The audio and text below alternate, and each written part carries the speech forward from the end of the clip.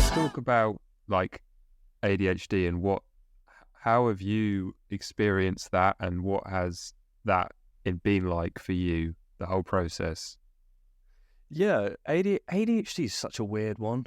I think at the moment, I don't know if you follow this stuff on social media, it's got such a bad reputation around it recently over the last, I'd say, year and a half. Like a lot of these videos have made it look like everyone's got ADHD and people can't focus, when that's just not what ADHD is.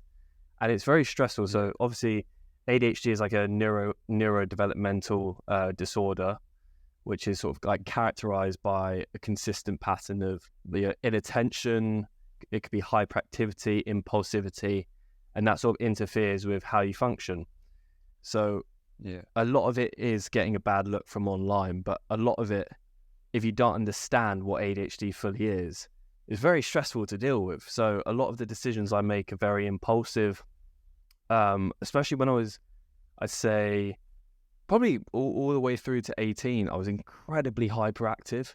I couldn't sit still, was just bouncing off the walls, and just very inattentive as well. Whether I was in a rugby huddle, whether I was in the classroom, I felt like I was really trying and no one could sort of understand me.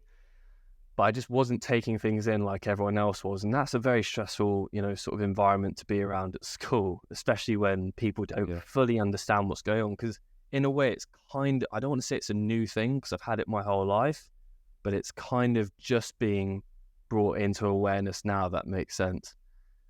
So in a way, it weirdly destroyed my life for a lot of, I'd say my late teens.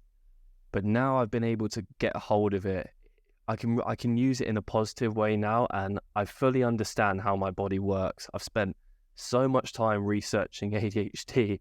It is stupid how much I've had to sort of look into it, but I've loved doing it as well.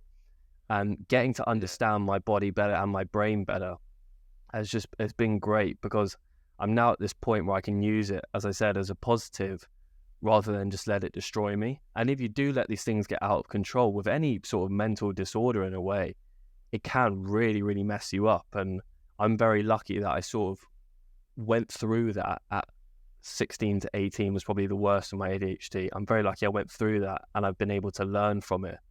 And now I'm at the age where I'm 21, turning 22. I've been able to sort of turn it in my favor.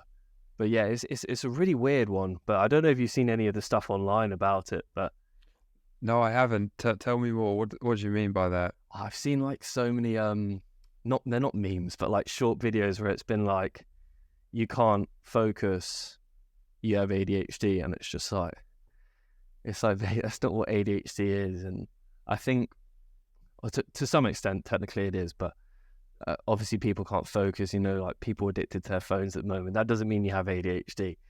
But I think it's also as well with ADHD, like it's sort of raised awareness around it. The amount of people going to GPs and stuff and trying to get diagnosed is crazy, and it's actually they're turning people down, I'm pretty sure, in the US at the moment, and it's like a 2.5 year waiting list to get diagnosed on the NHS for ADHD, which I just think is crazy. Because if I think back to that sort of like 16-year-old me, if I had to wait 2.5 years for that, I don't know what would have happened. Because although you can just say it's a diagnosis, it was a massive breath of fresh air, sort of knowing what was wrong with me. I hate to say wrong with me, but knowing what that problem was and being able to sort of capitalize on it and understand it, get to learn it more.